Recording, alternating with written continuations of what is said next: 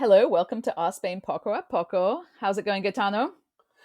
It's going very well, Tanya. I'm very excited for this episode because we're going to be talking about Turkeys. turkeys. Theme Yay. week. Theme Theme week. week. We're gonna, as you said, we're gonna wing it and talk about Oh, turkeys. bam. Yes, we are going to wing it. This is actually really, really fun. I did not know this, and I am thoroughly surprised by this journey into turkeys. So I hope everyone else will be as fascinated as I was. I'm very fascinated. I mean, I'll just start from the Just go beginning, ahead, shall we? start. I Yeah. mean, so what's crazy is that we might not even have Thanksgiving turkey if it wasn't for Spain, which mind-blowing to Crazy. me Mm-hmm. is because it's the Spanish explorers when they went to the Americas in the 1490s, they brought turkeys back to Europe. What? Who knew? I didn't know that we had turkeys because of that, honestly. So they were brought and over and and and they then were bred breeding them here. here, yeah, Yeah. and started taking over the continent, Which I right? think, yeah, which is bananas. So in back so long ago to have the Spanish were the ones that really made turkeys a popular food item in Europe because once they were in Spain and they were breeding them and, getting them to be like the perfect food, I guess, Right. and then spreading them to France and Italy and England, which I think is like not how I thought turkeys ended up in No. Europe at all. No, I didn't either. And it's crazy because then, like, by the 1520s, 30s, they had been farming them so much that they had taken over, like, I don't want to say taken over, but they had become a staple food in Right. France and Italy. And by Hmm. 1540, they were in England, right? So Yeah, and they were initially quite a noble food because they were special, which they makes were sense. special, They had right? been brought over from the New World over there and they had been breeding them, and they were something that was special and more expensive, therefore. Right. Um, and I think there was definitely a time when they then got to be sort of cheaper and were therefore available to more people and became more of a common food. Right. I think by closing in on 1600, right? By the Hmm. 1570s, they had crossed that we've got too many and now the prices are low. And then now the prices are Right? low. And this goes back, which is really interesting, because in our episode about Thanksgiving, I had said that yes, the Thanksgiving meal is basically a British Christmas meal, except for the fact that except for turkey, because we don't really use turkey a lot. So that part came from America. I'm all wrong Right. because we actually the turkey took over the traditional goose in the Victorian era, because it was cheaper and easier to Well, even do. before this, because like in the Pilgrims were Oh, way for the yeah, before Victorian area. I yeah. mean, Sorry, that was up until the kings. Victorian area, Yeah. maybe. Yeah. So from then upwards, so the British Christmas meal or a very fancy, big meal that you would be making, like our Thanksgiving meal in America, was done with a goose usually or a ham or something like that, and the turkey took over. Right. So, that was what was going on. And speaking of turkeys, I do want to just mention that their name, they poor little turkeys have a bit of an identity crisis because they Yes. they don't have their own name. They were mistaken in Spain for a peacock, which is a pavo real. So they started calling them pavos. So that's how they got Right. that name. They weren't like, what should we call this pretty bird? They just mistook it for another bird and It's got basically, bushy tail feathers, so it must be related. So it must right? be And then the British named it turkey because they misidentified the bird with a guinea fowl, which was imported to England via the Turkish traders. So the poor turkey never got its own name, which is very which is sad. which is very sad. Poor little birdie. Poor poor little turker.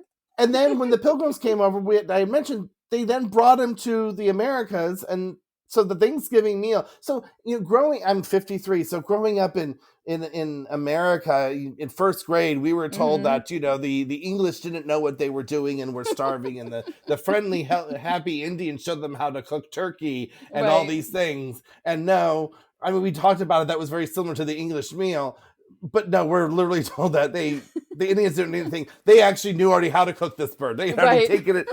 They had already gotten it 100 years ago, and then And they had brought them over, and that is how it became. So this is the final journey of the turkey from Mexico through Spain and France and Italy into England, where they were, using it as for many, many decades at that point as a Mhm. Christmas meal. And then when they went and over and colonized America, they brought the turkeys with them. They brought the turkeys with them, but the Mexican turkeys, The and then when they Mexican arrived, they turkeys. found out that actually the northeast of the United States had their own breed Had of their wild own. turkey. Right. So, So they were bringing something that already existed, but the idea that they didn't know how to cook it is a bit far-fetched, we're finding yes, out. yes. I'm sorry that you have found out through a Poco A Poco about turkeys that your childhood education about Thanksgiving is a fraud. Well, I think the myth has been exposed a while, but the turkey part wasn't. That's all new to me. Yeah, About new to me how, too. I mean, fascinating. Yeah. I think so. So when the Spanish did bring them over, they did what we farmers, like I'm a farmer, what farmers do is you start breeding them for the positive traits that you like. Mhm. So then through the domestication process, they started breeding out what they came up with their own breeds Yeah. that they like. And you want to go through some of the 3 breeds that have remained in Yeah, Spain? because we still have a lot of wild turkey out here that I think you can probably even go hunting for some of them and hunt turkeys. So there's a pavo de la dehesa, and if you have listened to our poco a poco about jamon, there's a jamon dehesa too. So that basically means like free range. Hmm. So this is a free range turkey, which is basically a wild turkey, and that is in the western part of Spain, which sort of Andalusia, Extremadura, Castilla and Leon, and also all the way over there bordering on Portugal. And they have the males have are blackish with green, blue, and coppery reflections, and the females are grayish with a light and brown stripes, which I think is, I haven't looked a lot at different turkeys. They all look the same to me because I've never put them all next Well, to now each you know other. they don't. Well, That now is I have just to, I know, I have to put them all next to each other and be like, oh, there are a lot of different types. Because to me, they and, just all look elaborate. and just like the guineas and the peacocks, the males have all the showy, pretty feathers, and the Mm-hmm. females are unfortunately just this kind of like beige thing walking Right. around. Yeah, not very Right? exciting. So these ones are in grave danger of extinction, or they were. So I don't know where they are right now, but I'm assuming if they are, that you are no longer allowed to hunt them. I would But hope not. I would hope not. Yes. You want to do the next one? Yes, then there's the Pavo Majorcan, which is a breed from the Balearic Islands. Hmm. Obviously, Majorca, it's kind of in the name. It kind of And is. Surprise. so this breed is recognized among the razas autochtonas of the Balearic Islands, so it's a Hmm. little statusy there. And its plumage is blackish with green tones Hmm. without other color spots. So it's Ooh. a solid colored bird, So that as it one's were. very And it's plain. kind of, yeah, and it's this is one of Darwin's rules because it's on an island. It's kind of like self-bred, and the features have kind of stood out because it's an insular kind Oh, I of, see. Okay. you know what I Hmm. mean? And the third one, there may be more, but we've just picked Right. sort of 3 of these wild pavos. So the pavos de Menorca, and that is also obviously in the Balearic Islands in Menorca. And this is also a local variety. And the plumage of these can be quite variable. And they go from almost black with some bronze and brass tones to almost white with a pattern of white and dark gray or brown. And and then the males have a very prominent conical above the nose, that thing, that Yeah, that big warty no one's ever growth heard thing. that Yeah. word before. Yeah. And I think, but these are kind of wild turkeys that are in different places that have obviously sort of They're hopefully the heirloom breeds, there right? you So I'm sure go. people are keeping them as well Yeah. on farms and raising them.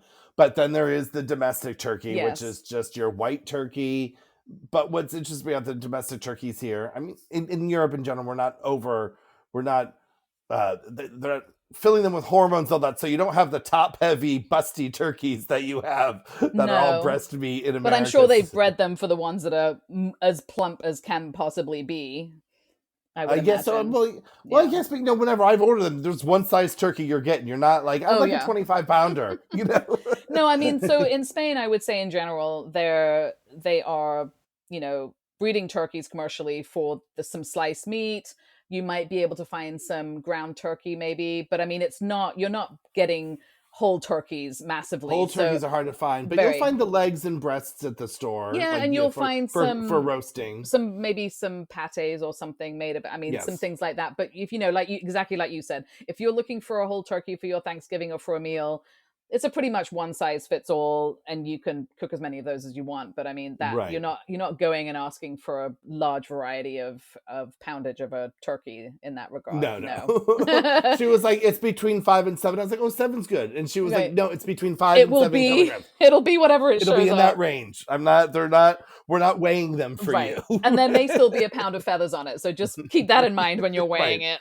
And a 3-foot long neck that we Yeah, may or may not cut off for you, depending on how This. nice you ask us, right? So Yes, exactly. So I've definitely had to pluck a few feathers off of them when I get them, because that's not really what they're selling on a general. You do have to kind of ask them for them. You're not going to find turkeys yeah, just sitting in the supermarket. So it's no. a special request, and they're happy to do it, but maybe not happy to pluck all the feathers off. No, Yeah. it's a thing. That's But I okay. think I don't know much more, but what I would like to say is to our listeners, I hope you learned something that you can share at Thanksgiving Mhm. this year, and Yep. then everyone may talk about you, like, yes, we know. Oh my God, can you believe Gerald brought up about Spain again? Again, Well, will you say, this turkey is from Spain, by the way? yes. And the only reason why we have this meal is because it's a British meal. Maybe don't bring that up. That probably won't be a very popular opinion there. Well, I say better to bring that up than who's your favorite sports team. That's probably an easier conversation. That's true. I'll agree with you on that. Well, that's all we know. I hope everyone found that as fascinating as we did researching it. Well, I hope so too. Adios, Tanya. Adios. Till next time. Bye. Thank you for listening to Our Spain Poco A Poco. Since you love us so much, please do go on to our social media and follow us and like us and subscribe where you're listening, because it really does help us to grow and stick around and do what we are very much enjoying doing. And, give us a shout out on the social medias. Give us a comment on what you would like to hear us talk about. I mean, we like to hear ourselves speak, but we do want to make this, informative for our listeners. Absolutely, yeah. You can comment on one of our posts, or you can send us a message through our Spain Facebook page or Instagram. So we would love to hear from you. Yes, we would. Till the next episode. Bye.